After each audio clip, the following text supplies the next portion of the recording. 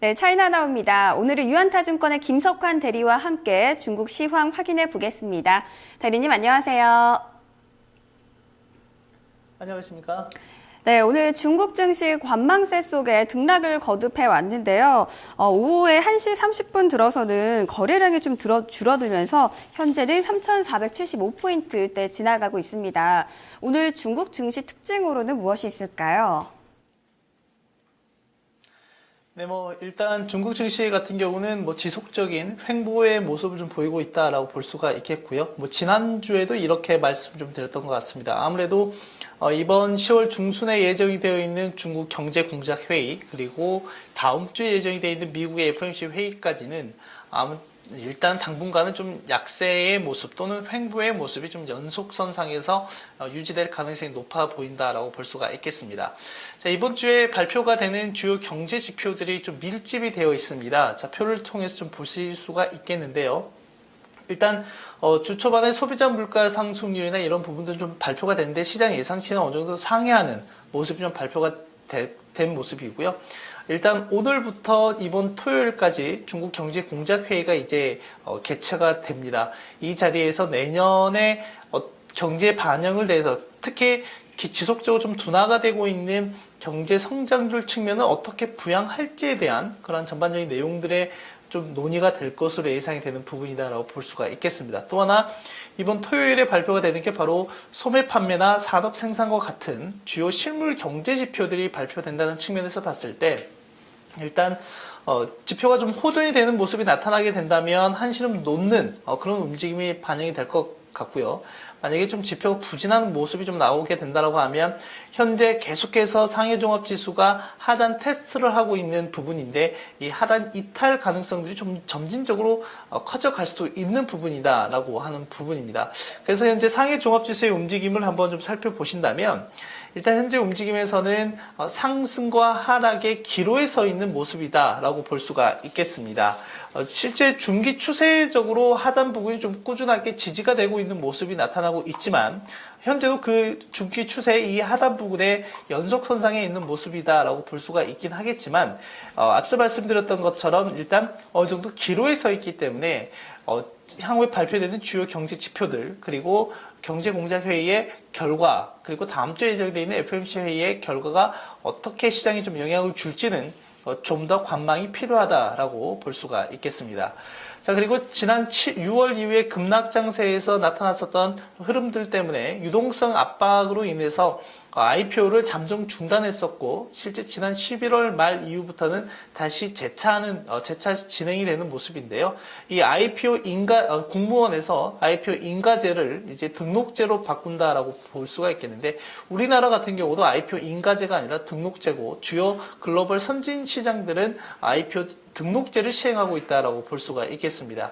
이러므로 인해서 일단 중국 시장도 좀 폐쇄적인 분위기에서 점진적으로 자본시장을 지속적으로 개방하고 있는 자세가 좀 더 돋보이고 있다라고 하는 점을 좀 참고하실 필요가 있지 않을까 생각이 됩니다.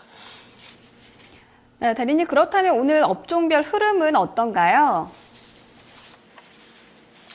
네, 오늘 업종별 흐름을 좀 살펴보시면 일단 해운과 증권 관련한 종목들의 상승세가 상당히 좀 돋보이는 모습이다라고 볼 수가 있겠습니다. 해운 업종이 오늘 3.5%가 넘는 상승세를 좀 보이고 있고요. 증권 업종들 같은 경우 2.6%의 상승세를 좀 보이고 있는 모습입니다.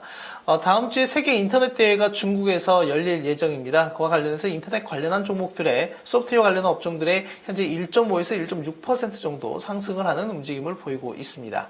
반면에 하락하는 업종들을 좀 살펴보시면 항공우주 업종이 현재 1.5% 정도 하락을 하는 모습이고요. 최근 상승세가 상당히 좀 두드러졌었던 자동차 업종이 오늘 1%대의 하락세를 보이고 있는 중입니다. 네, 이번에는 주요 이슈 확인해 보겠습니다. 중국이 상하이, 텐진 등 4대 자유무역구에 이어서 제3차 자유무역구를 선정한다고 하는데요. 이번에는 어떤 도시가 선정이 될 가능성이 있는 건가요? 자, 일단 현재 자유무역구를 접수를 받고 나서 현재 심사가 진행 중인 부분이다라고 볼 수가 있겠고, 방금 말씀하셨던 것처럼 상해나 텐진, 즉 동부 연안 쪽에 집중이 됐었던 1차, 2차와는 달리 이번 3차 같은 경우는 내륙 쪽에서 나올 가능성이 있다라고 보시면 되겠습니다. 내륙 중심의 도시인 충칭이라든지 그리고 무한이라는 도시들이 조금 그리고 시안이라고 하는 도시가 현재 후보군에 좀 가장 강력한 경쟁력이 있는 도시군으로 좀 각광을 받고 있다라고 볼 수가 있겠습니다. 그렇기 때문에 실제 후광통 투자를 하신 분들의 입장에서는 이 도시들의 상장이 되어 있는 기업들에 대해서 좀 관심을 가져보실 필요가 있지 않을까 생각이 되고요.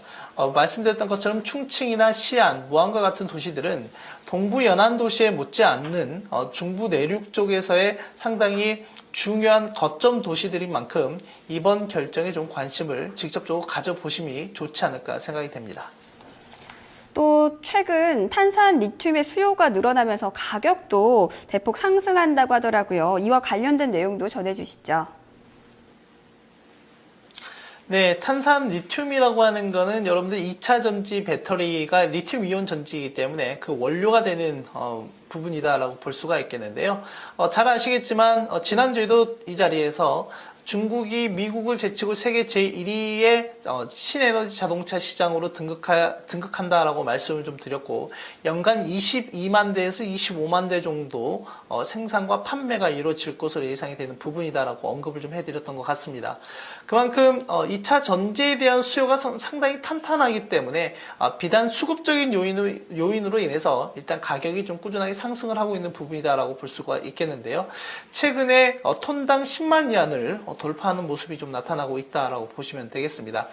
아무래도 내년까지 그리고 향후 5년이 최대 그 성장이 폭발적으로 나타날 것으로 예상이 되는 부분인 만큼 향후 탄산 리튬 이온 가격은 일단 고성장세가 좀 유지가 될 가능성이 높다라고 볼 수가 있겠습니다. 그런 관점에서 봤을 때 일단 탄산 리튬 이온과 관련한 회사들도 역시 여러분께서 좀 잘 추려보셔서 매매 전략을 좀 세우시는데 중요하지 않을까 생각이 되는데요. 근데 일단 이 관련한 기업들 좀 비상장 기업들이 좀 많고, 또 하나는 후광통이 거래가 대상이 되는 상해에 상장되어 있는 게 아니라 심천에 좀 상장되어 있는 기업들이 좀 많기 때문에 아무래도 좀 제약적인 부분이 있다라고 보시면 되겠습니다. 그의 대체 관점으로 보셨을 때 지난 10월 말쯤에 한번 말씀을 드렸던 영파33이나 또는 아테그룹과 같은 리튬이온 전지를 만드는 회사들을 한번 대체 관심 종목으로 편입을 해 놓으시는 것도 좋을 것 같습니다.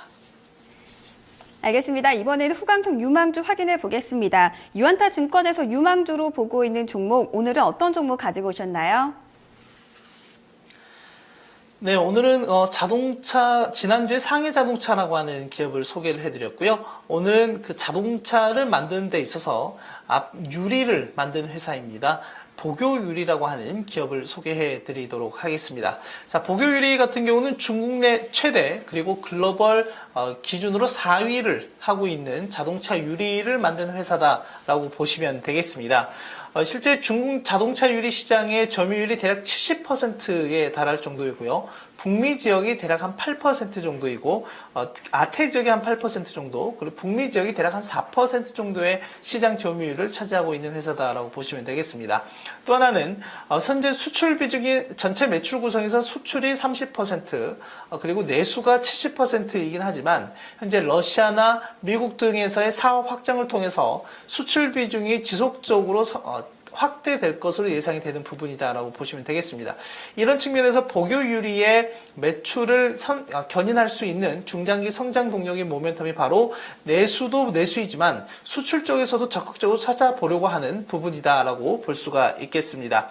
특히 보교유리 같은 경우는 기술력과 원가 경쟁력이 상당히 타이트한 부분이 있기 때문에 다른 기업들 대비 상당히 메리트가 있는 부분이다라고 볼 수가 있겠는데요. 현재 보교유리의 움직임 그리고 기업 재무 실적 추이를 좀 간략하게 저희 T레이더 화면을 통해서 점검을 해보도록 하겠습니다. 자, 보교유리의 기업 현재 움직임을 좀 한번 살펴볼 필요가 있지 않을까 생각이 되는데요. 자, 실제 보교유리 같은 경우도 6월달 이후부터 꾸준한 하락세를 주가 조정의 모습이 좀 나타났었습니다. 하지만 후광통 시행 직전으로 좀 돌아간다라고 하면, 자, 움직임을 좀 보고 계시겠지만, 실제 9위 안에, 후광통 시행 직전 9에서 10위 안에서 후광통 시행 이후에 대략 18위안까지 상승을 하는 모습이 좀 나타났었습니다.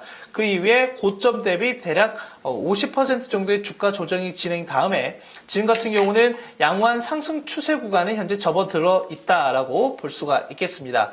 실제 이렇게 추세가 한번 잡혀 있는 종목군들이라고 하면 짧게는 6개월, 길게는 1년 이상 유지가 될 수 있는 흐름이기 때문에 실제 지난 6월달 이후부터 하락을 했다라고 하면 정확히 어떻게 보면 V턴의 반등이 현재 완만하게 나타나고 있는 시점이다라고 볼 수가 있겠습니다.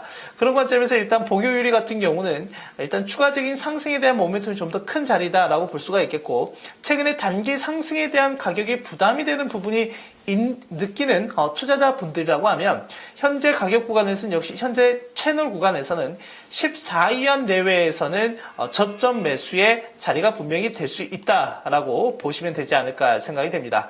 그런 관점에서 현재 대략 14위안의 저점 매수의 자리 또는 직전 고점이 돌파가 되는 15위안에서는 추격 매수가 가능한 자리다라고 볼 수가 있겠고요. 지금 자리에서는 대략 17.5에서 18위안 구간까지 한번 단기적인 상승을 할 수 있는 목표 가격 자리로 볼 수가 있겠습니다. 일단 이렇게 볼 수밖에 없는 이유는 지금 보고 계시는 것처럼 보교유리의 실적 추이를 좀 살펴보실 수가 있겠는데요. 자, 실적 추이를 보시면 아시겠지만 실제 올 2분기와 3분기 꾸준하게 매출액 영업이익률 측면도 기존 18%에서 21% 수준까지 상승을 하는 모습이 좀 나타나고 있다라고 보시면 되겠고요.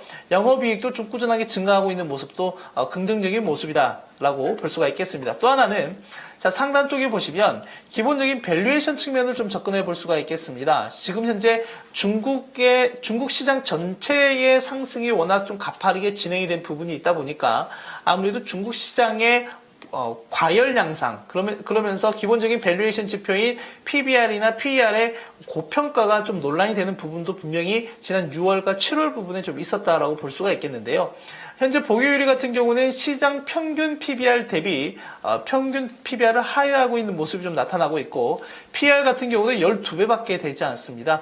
기타 다른 업종 대비 상당히 밸류에이션 측면에서는 매력이 있는 부분을 좀 나타내고 있다라고 볼 수가 있겠습니다. 그런 측면에서 보유율이라고 하는 종목을 관심 있게 보시면 좋을 것 같습니다. 마지막으로 체크포인트 확인해 보겠습니다. 앞으로도 주요 경제지표의 발표가 예정이 되어 있죠. 어떤 부분을 확인해 보면 좋을까요? 네, 아무래도 연말이기 때문에 소매 판매 관련한 지표가 이번 토요일에 발표가 되는데요. 소매 판매 결과가 좀 어떻게 나오는지에 따라서 소비 관련한 종목들의 동향이 좀 다르게 나타나지 않을까 생각이 됩니다. 또 하나는 중앙경제공작회의가 또 예정이 되어 있기 때문에 이번 12일에 나타나는 결과에 따라서 다음 주에 예정되어 있는 FOMC 회의를 어느 정도 FOMC의 충격을 어느 정도 상쇄시킬 수 있는지 그런 부분도 좀 유심히 살펴볼 필요가 있는 이번 한 주가 되지 않을까 생각이 됩니다. 네, 대리님 오늘 말씀 고맙습니다. 감사합니다. 네, 지금까지 유안타증권의 김석환 대리와 함께 중국 시황 확인해 봤습니다.